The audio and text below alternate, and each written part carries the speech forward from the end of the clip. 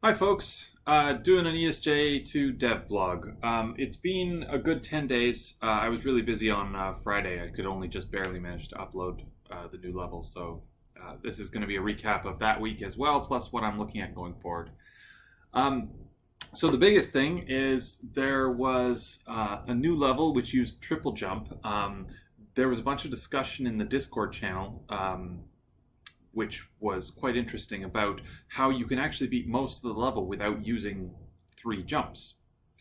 And so this is actually true of both levels so far where I've had triple jump. And I think that this is true because of the inherent what triple jump is. So a single jump, has a lot of choice in it. This is intentional because when I designed the game, and when I designed the game originally, I want there to be a lot of choice. So in a jump, how you tap the jump button matters, because you can tap it very, very little and you'll do a little hop.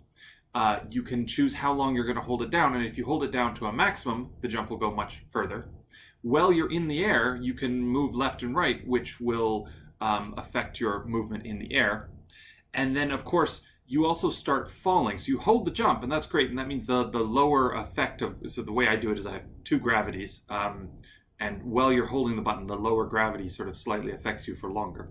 So you can do that jump, and then at some point you can also use another ability, and so you have to choose where in that jump, and as the curve starts to happen, where the best maximum time point for doing your second jump or possibly stomping down is, right? Triple jump, sort of by nature of being 3 of these fairly complicated detailed jumps in a row, has a lot of variance. If you do a jump with a triple jump that is a maximum length, that's quite different from if you do sort of 3 jumps, each one not quite doing a maximum length of jump. Like you get a lot of variance. Now with 1 jump, the variance is much smaller, which means I can put a challenge where you need to sort of maximize the efficiency of any of that specific jump to get past it.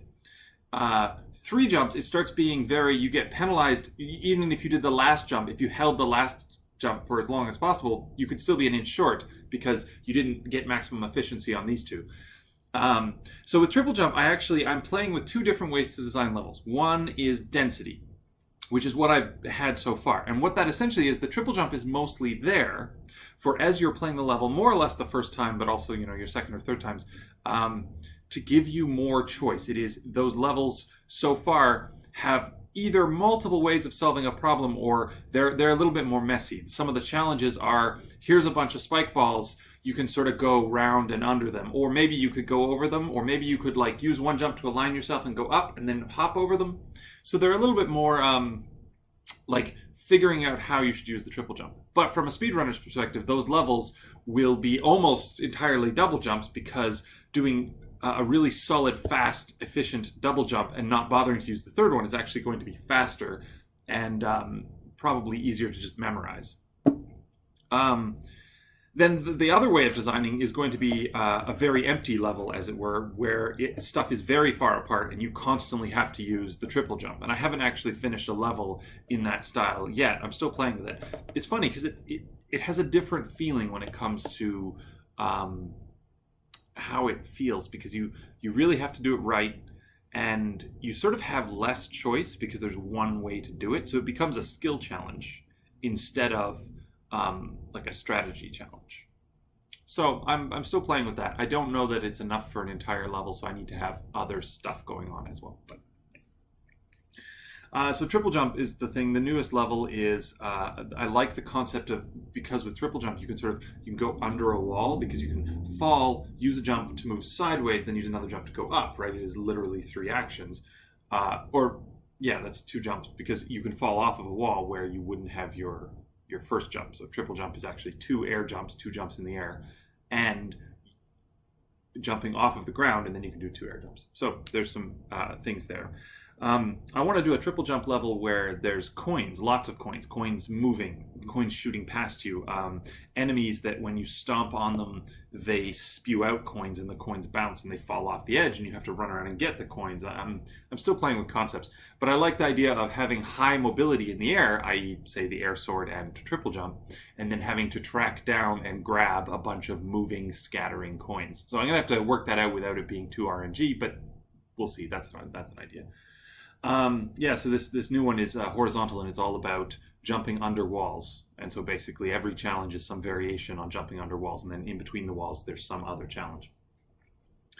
For both this one and the last one where it was blue with the triple jumps, I have a cool visual theme in a way that they're going to fit into Envy's music. I haven't added it to either one because both weeks have been busy, and so one of the things I cut and then we'll come back and deal with later is visualization. But also I'm starting to look at the world map. So the big thing that was in last week was the world map. So it's called the meta map in the game, and it has currently, I think, 45 little icons that are scattered in this line. And you can move around. It has an interesting style with camera rotation and possible bounciness to do with, so in classic sort of electronic Superdrive style, and I've got lots of work I want to do there. But what I'm doing now is I'm really starting to block out, instead of just going, what would be a neat level, and then making it, I'm starting to design whole sections so that I can sit down and be like, okay, I have 3 pink levels, and I want to have 2 more levels that are sort of in that pink style, that have some of Envy's more high upbeat music, and use double jump and stomp, and use this sort of set of things, and have this particular level of difficulty. And so I'm going to start designing levels to fit the game instead of just designing whatever levels I feel like. Although I've left myself large gaps in the layouts so that, you'll see if you go look at the Google Doc I shared earlier, which lists out a meta map. You'll see miscellaneous 1, 2, 3 or unknown 1, 2, 3. And those are sections I'm purposely leaving myself so that if I come up with a cool mechanic or idea, I can be like, okay, here, I can have a little mini section about that there. Or I have this one level that's cool and it goes there.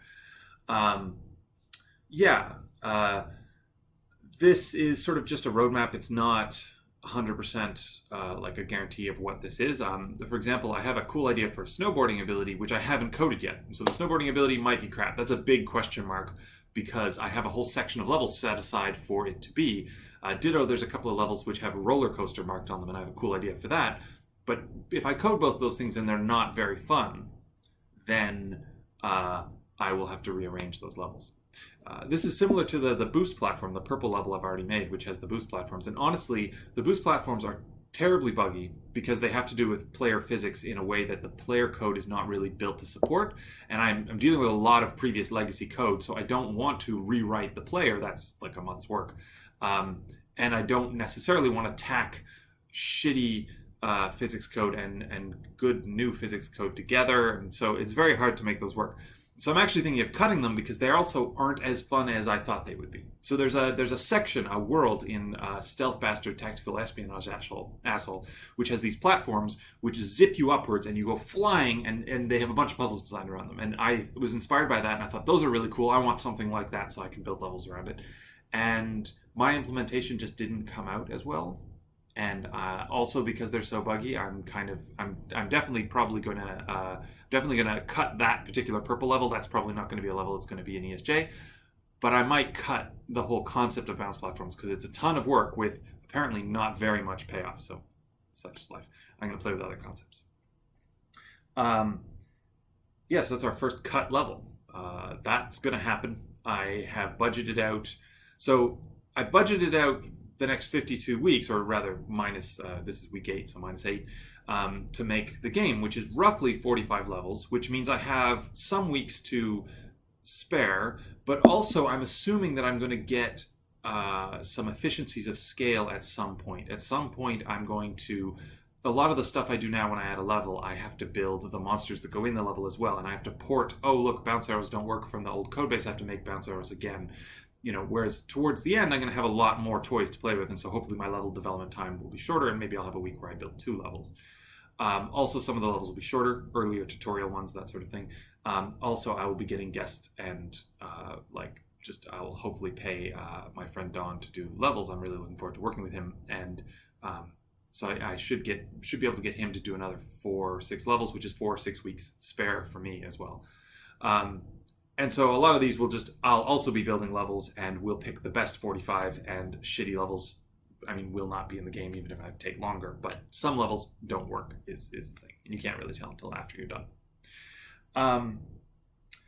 So the meta world is a really good thing for me. I'm sure from a player perspective, oh well, it's a level select screen, who cares kind of thing. But for me, it allows me to mentally start pacing out the level. So I'm really excited about that, basically. I've already started working on the next week's level. I'm playing with some mechanics. I definitely want to tackle either snowboarding or roller coaster mechanics this week if I can. I just want to get them in the game so that I know that they're there and they're possible.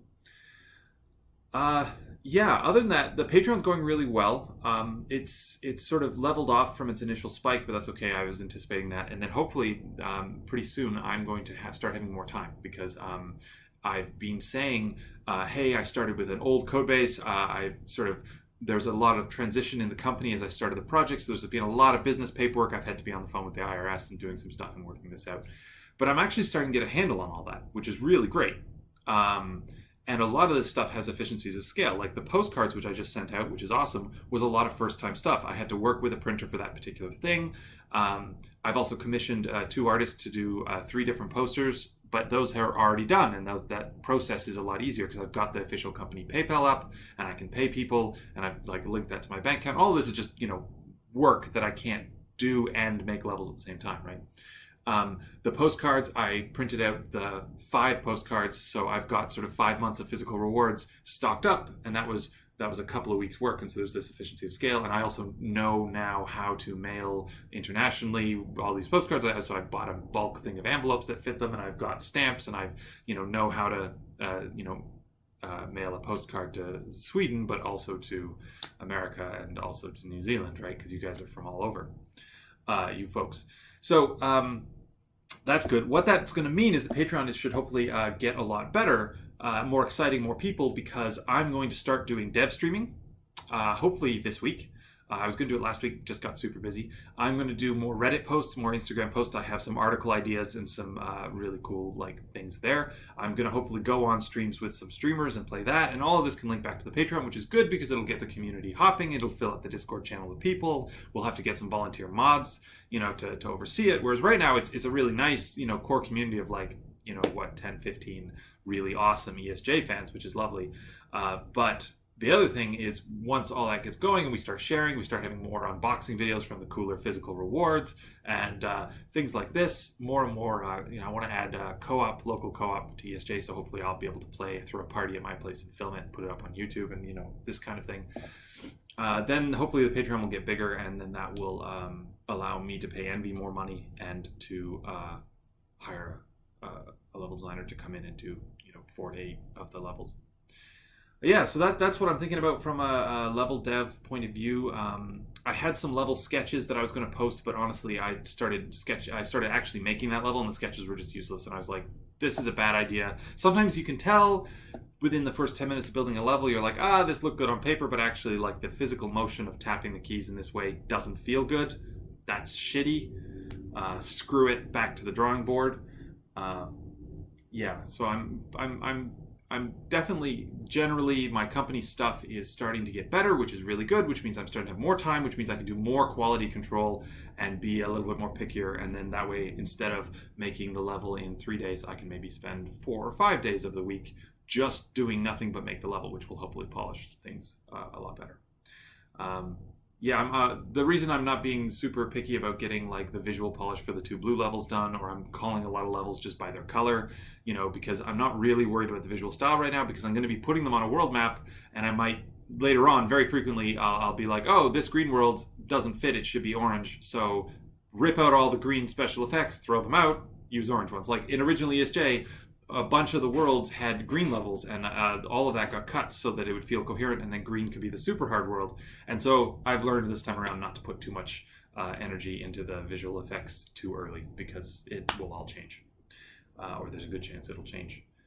Just to wrap up, I'm really having a lot of fun hanging out in the Discord channel. I love all the questions you folks are asking, and it's really awesome to just see people, swapping speedrun times back and forth and being like, I beat this in 58 seconds. Someone else posted screenshots saying, I beat it in 28 seconds. It's awesome. So thanks for that. And then I'll post some GIFs and some stuff later this week with the new level that I'm working on. So talk to you all later.